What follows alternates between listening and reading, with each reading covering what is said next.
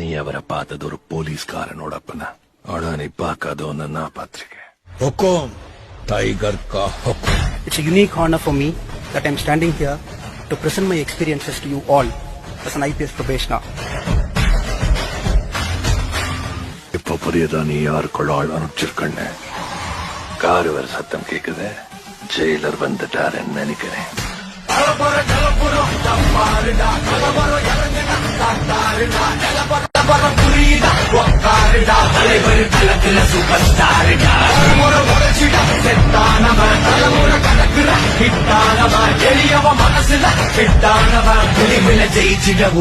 நல்லா ஒத்துப்பாரு.